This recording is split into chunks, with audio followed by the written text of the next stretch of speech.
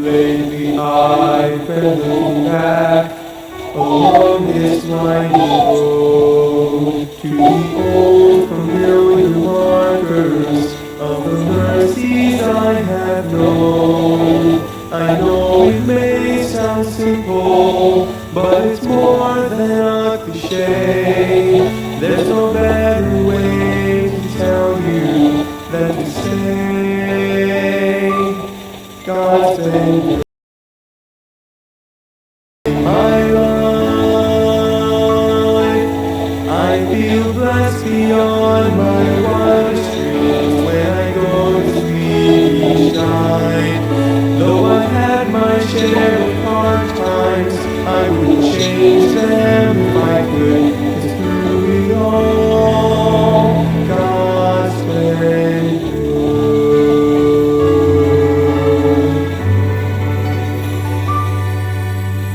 Times are playing, I can see that I cried some bitter tears, but I felt His arms around me as I faced my greatest fears. I've had more gains than losses, and I've known.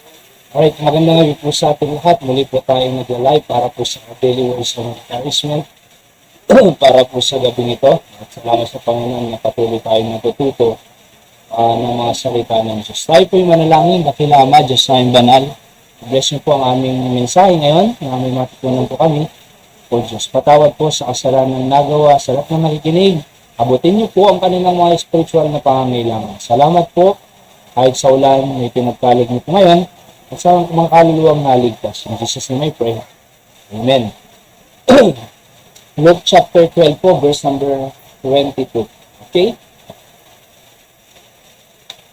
Luke chapter 12, verse number 22, the Bible says, "And he said unto his disciples, Therefore I say unto you, take no thought for your life, and what shall ye eat, neither for the body, what shall ye put on."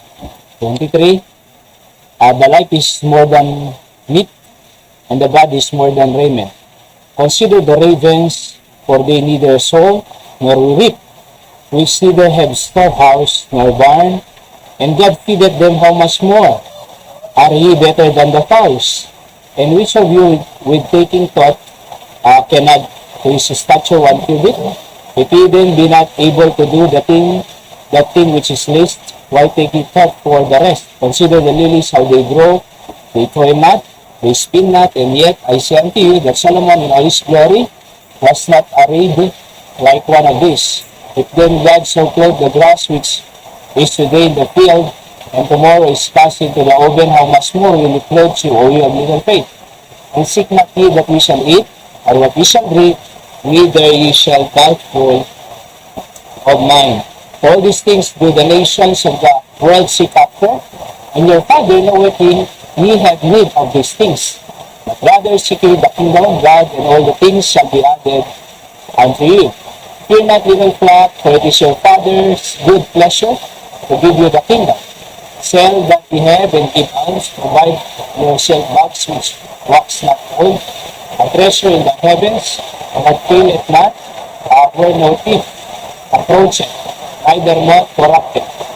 For where your treasure is, there is your heart be also. Yun po ang ating mga talatang nabasa. So ang pamagat po natin ay be not anxious. So malakas ang ilang po dito ngayon. Siguro narinig niyo po sa bubong, mga kapatid.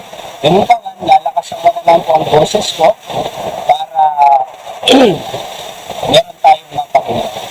So yung thought po dyan ay meron lang sa Greek word to be anxious about. Kaya nga po ang pamagat natin, be not anxious. Or huwag kang magdulumihanan. Okay? Huwag kang mabalisa. Ayan, kung ano ang buhay mo sa kinabukasan. Take no thought for your life. What shall we eat? Yung mga basic needs po yan. Ang naalala ng tao, baka walang may pakain sa pamilya.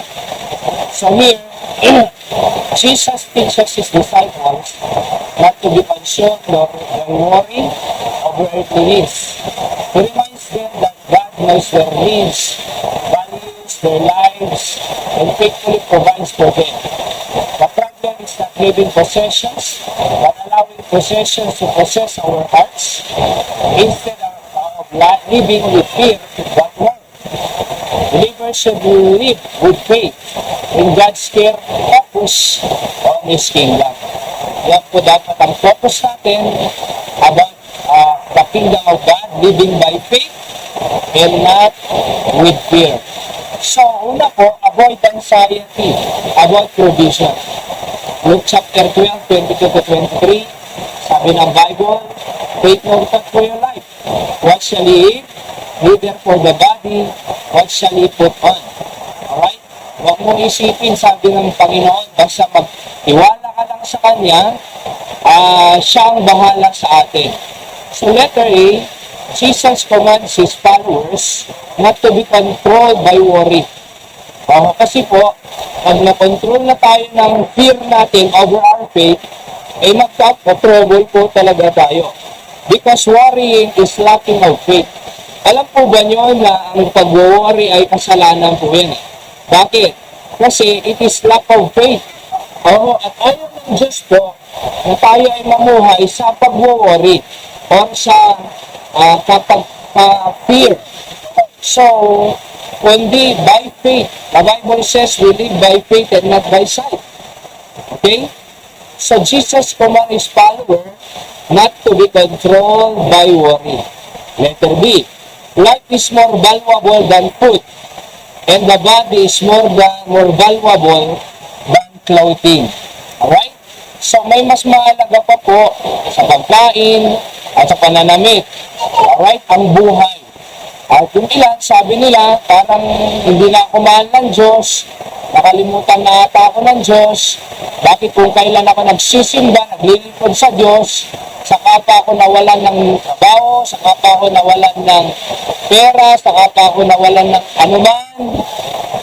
Pero lagi mong tatandaan, may buhay ka pa. Mas mahalaga ang buhay kaysa anumang material na bagay. So avoid anxiety over provision.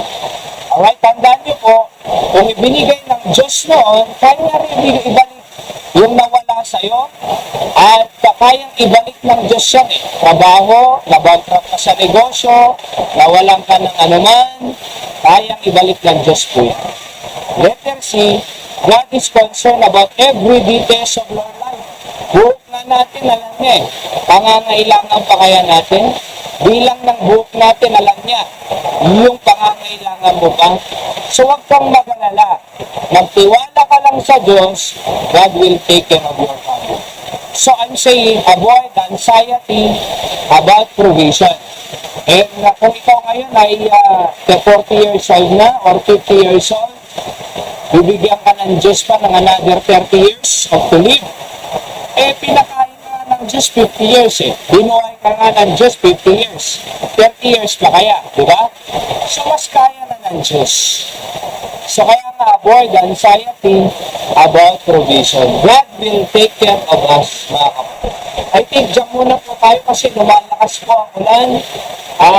Kahit yung boses ko po, parang mas malakas po sa ulan. Itutuloy na lang po natin bukas. Ano po? Itong be not anxious, mga kapatid. Tayo po yung manalangin, dakilan Diyos. I-bless yung inyong salita. Salamat po sa ulan, napakalakas. Para sa ganun ay malamigan ang paligid, madiligan ang mga halaman, mga puno, mga tanim, kayo po ang mag-bless. At ang Bible sabi rin po namin mamaya pa sa bagaling book, maging pagpapala po kami kinati, tubi ko yung maigit. At sa lahat po na nakikinig, tunay nga Panginoon that we should live by faith over fear. Thank you in Jesus' name. Amen. God bless po. Magandang gabi po sa ating lahat. Yan po muna ang ating Bible knowledge of the day. Or our daily words of encouragement. Kasi napakalakas po ng ulan talaga. Hindi, baka mas malakas po yan kaysa basa. God bless you. And magandang gabi po sa ating.